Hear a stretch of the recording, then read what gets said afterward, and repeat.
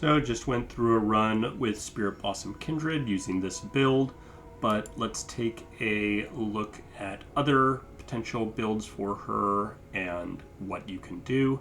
First, starting off with her constellations. So she has, from her 2-star, when a marked enemy dies, you get all ephemeral allied allied ephemerals and champions everywhere, +1/+0. So this is quite strong, especially if you're able to kill a lot of marked enemies. Your champions will scale up very well, and you have some ephemerals that you're able to summon regularly. There's also some interactions with particularly Kindred, where if you're able to get ephemeral copies of Kindred, they will not die, and they can benefit from this in multiple ways. So they'll get +2/+0 each time the ephemeral copies of Kindred. So we'll talk a little bit about that. So round start, you mark a random enemy from her. This is from her 3-star. Her 1-star does the same thing.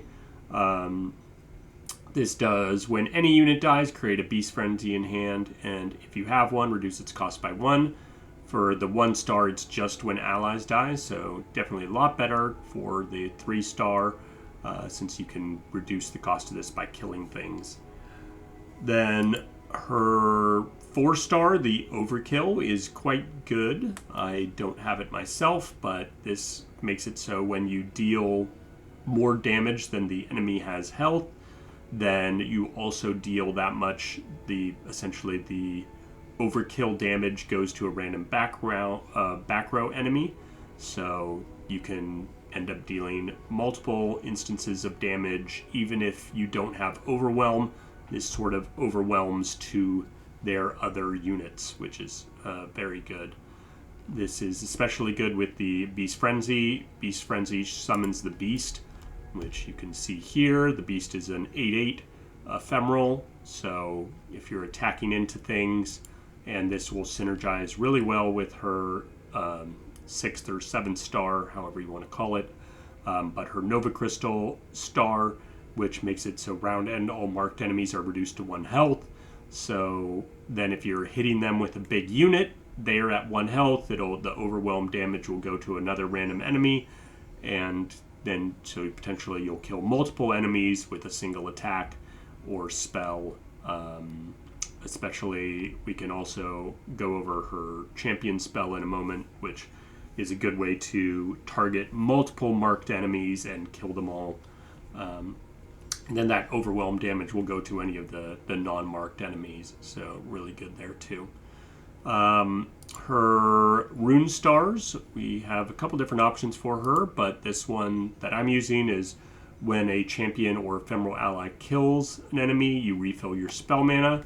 This has some nice synergy with the Beast Frenzy, since this is a 7-cost spell, but its cost gets reduced every time you kill stuff. You can potentially use this multiple times in a round.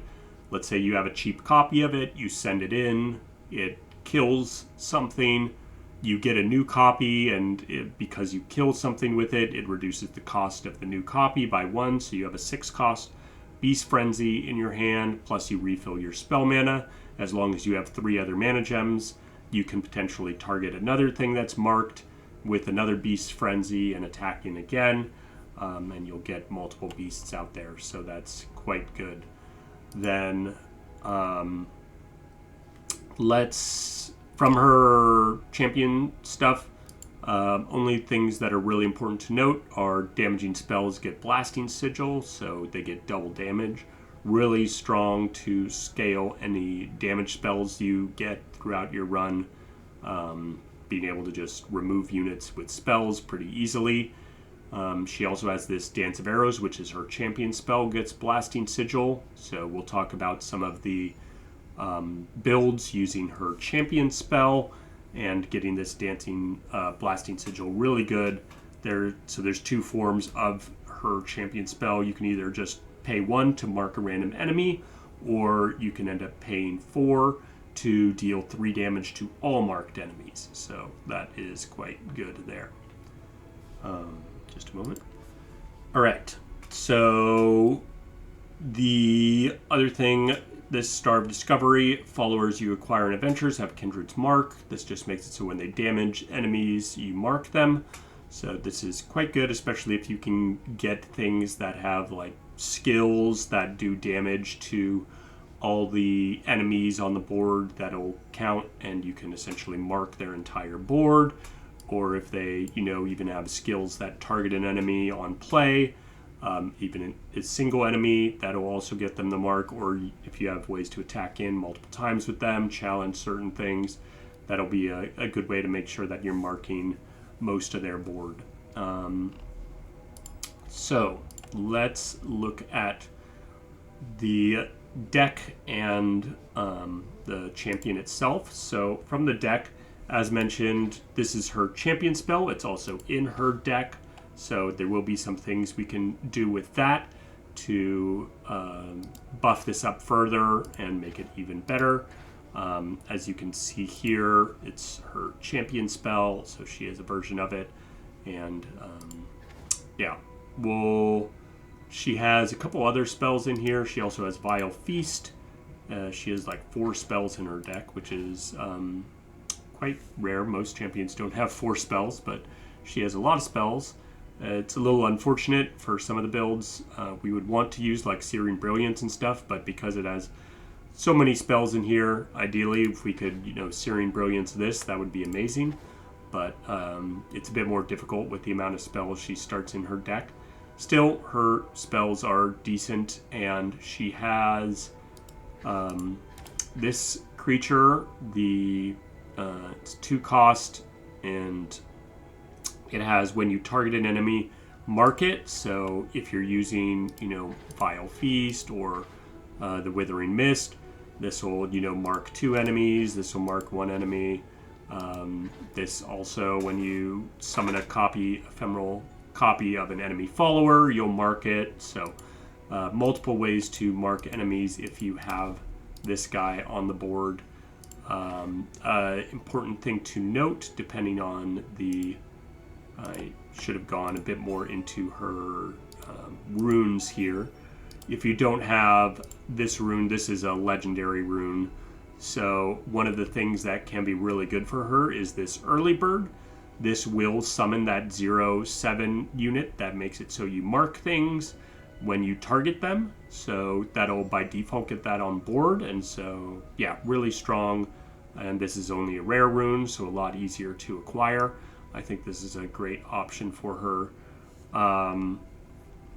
Other things that are good are like this ephemeral allies have +3/+3. The beast is the only real ephemeral ally in your deck, so it's alright. I wouldn't say it's amazing, but yeah, this is decent. Champion strength is fine for her. She starts out as a 1/1. This will make her a 3/3 to start, so that can be okay for Kindred. I wouldn't say it's amazing, but it's fine. You can kill a lot of enemies outside of combat, so if you want to use this for sort of destroying their nexus, that is a reasonable way to go. I don't think there's too many other particular build-arounds with her on this. Refilling your spell mana at the start's fine. Same with the created cards. You do have those copies of Kindred. You can also, use like Echoing Spirit to make Kindred cheaper and using this. And then also like her champion spell will be cheaper than if you're using Echoing Spirit plus this. So that can be a reasonable combo for her. Those are sort of the main runes that I would try to focus on one of those. But like I was mentioning, I think Early Bird's one of the better ones for her, just because of that synergy with that character from her deck. So this Death Seer. So let's look at the relics themselves. What we were using here, we were using Wicked Harvest, Taker's Bow, and Beast Within. Wicked Harvest, this even though it kills your board, you do get the benefit from her 3-star, where when any unit dies, it creates this Beast Frenzy in hand, and if you already have one, you reduce its cost by 1. So even if you're killing your own units as well as enemy units, this will get you a much cheaper Beast Frenzy in hand through that Wicked Harvest. Any enemy units that survive this damage will get marked, so she has this when I damage an enemy, mark it. Unfortunately, if it kills them outright, she will not get credit towards this marked enemies dying. It doesn't mark them, then kill them. It does when, or Wicked Harvest doesn't, but she will if you attack in and challenge a creature and kill it.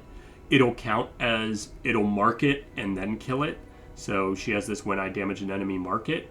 So that does work for combat purposes when you're attacking, but unfortunately with Wicked Harvest, for some reason, the way it triggers, it'll only mark them if they survive this damage. So, yeah, just be aware of that. Then, the Taker's Bow, this is primarily for when you're summoning the beast. This will just make it so the beast won't die when it's attacking in, and then so you can use the thing to summon the beast. This Beast's Frenzy, you can use that spell that gets reduced cost from her 3-star.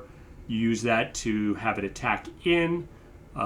It won't die, so it'll still be on your board. You have a nice big unit that you can attack in again with once you once it's already gone in. So you get a second attack out of it, which can be quite good.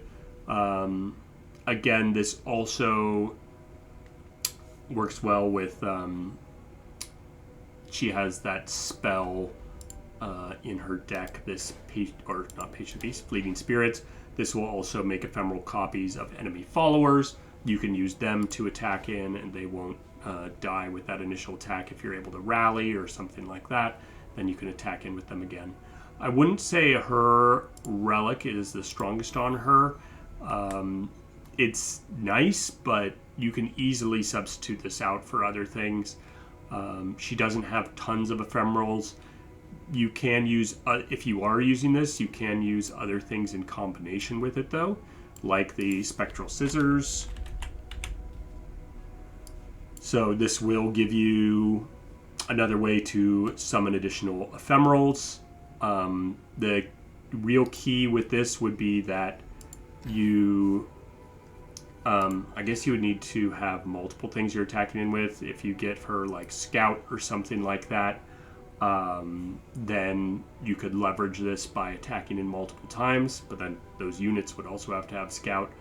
It's yeah, a bit more difficult to leverage here, but you can try to do some build around using more ephemeral stuff. Also, you know, if you have the take or the beast summoned, you can just use the Spectral Scissors on the beast, get another beast, and so then you can have multiple beasts attacking in, so you can leverage it in that way as well. And you're not risking more of your board and just attacking in with large units there. But if you're not using this, I do think a source of overwhelm is quite good. If you don't have this, then using something just like the Troll King's Crown is perfectly reasonable substitute. I would not particularly go with the Cruel Experiments, because she will not get the benefit, because you have to have 2+ health when you're dropping the unit in order for it to get the Cruel Experiments buff. So I wouldn't say this is particularly good with her. I would just go with Troll King's Crown or Beast Within to get her overwhelm. You could also use something like Chosen by the Stars. You do have created cards, stuff like that, if you just want to focus on the Taker having overwhelm rather than other units. When she does level up, she becomes a 20/20, so making sure she has overwhelm is pretty important. There are other ways you can do it, so Chosen by the Stars or Champion's Purse, or pretty much, you know, anything with So we can look on here. You know, you can even use full build. She already has Challenger, so this has a bit less value there.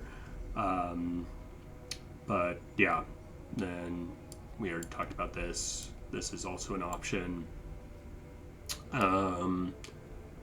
Yeah, and I wouldn't recommend using Spirit Glove. Obviously, this would make her 10 cost, not very good. Twin Drake Hounds. I haven't tested this because I don't have it, but there is the potential that this attack in, if you're able to get her to attack in multiple times, which you can do by using the Beast's Frenzy. Once she levels up, anytime you use the Beast's Frenzy, it makes her attack in instead. There is the potential that this would, the hits against the board would mark all those enemies, and then you would kill them. But typically, if you're attacking in with a 20/20 Overwhelm multiple times in a round, you're probably winning the game anyway. So this isn't doing that much for you. But it is another form of Overwhelm. I'll probably get this eventually and test things out to see, does that actually mark the other enemies that I'm not challenging. But yeah, if you have it, you might want to try it out and see. But I don't know for sure on that one. Just a moment. All right. Now, let's take a look at, I mentioned earlier, her champion spell is this, and it's also in her deck. So we can do some builds around Echoing Spirit. This is, you know, we'll put multiple of her in the deck, and it'll also make it so once we have her on the board, we will have copies of this, and it'll get reduced cost. So it'll cost 0 mana to mark a random enemy, or 3 mana to deal 3 damage to all marked enemies. And if you have her bonus star that we talked about, it's instead 6 damage to all marked enemies. So that's a great way if you're able to mark a lot of their board. Then you can just use her champion spell, remove most of their board, or deal 6 damage to most of their board.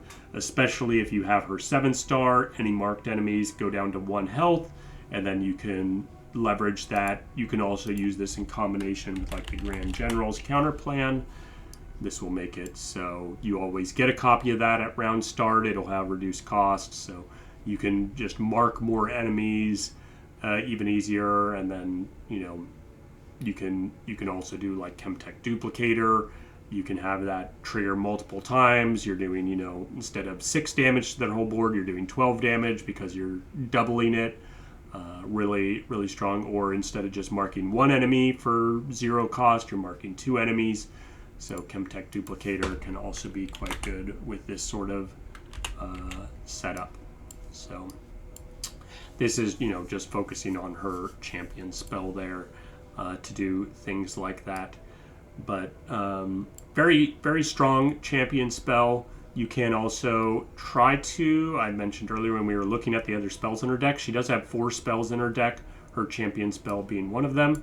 But you can also use Searing Brilliance and try to gamble to hit that champion spell, and then that'll get you to draw more. So, you know, you can cycle her out, you draw more copies of the Taker, you'll get more copies of this. It'll also be cheaper rather than, you know, for the secondary effect, rather than it being 3 cost, it'll be 2 cost. So it's a lot easier to just damage and remove all their marked units.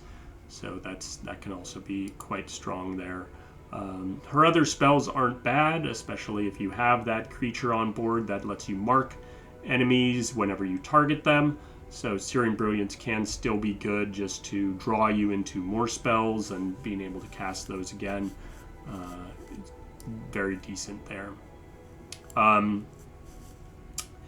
Unfortunately, because, well, fortunately and unfortunately, because she has this cannot take damage or die, the Guardians won't really work for her unless you have some way of using a spell that, you know, duplicates something. So if you do end up with like a LeBlanc supporting or something like that, where you're able to copy her, make ephemeral copies, those ephemeral copies, that it doesn't do anything with this revive, but those ephemeral copies will not die at the end of the round. So that's a great thing. If you can get the thing Shadow Totem on her, you can essentially print copies of her with Shadow Totem, and those copies won't die. In fact, they will get double buffs from the 2-star. Whenever you're killing stuff, it'll give her +1/+0 for being a champion and +1/+0 for being an ephemeral. So really strong there. And then also, I think there's the essentially the equivalent of the Shadow Totem as a power. If you pick that up, that's also extremely good on her, since you'll get another copy of her basically. So highly recommend trying to find those, but that there's nothing like that in the relic setup. That's just something that when you're drafting, that'll be really beneficial for her. Yeah, in terms of her can't take damage and die, other things to be aware of, you can Frozen Tomb, get multiple copies of her on the board. Really nice that way, hard for them to remove her.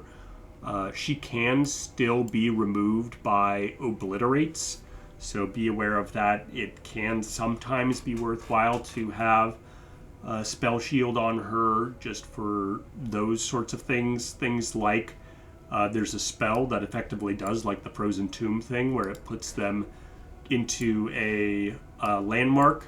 Enemies can, like Lysandra and other enemies that commonly use those spells, can put her into a landmark and remove her from the board in that way, so just be aware of that.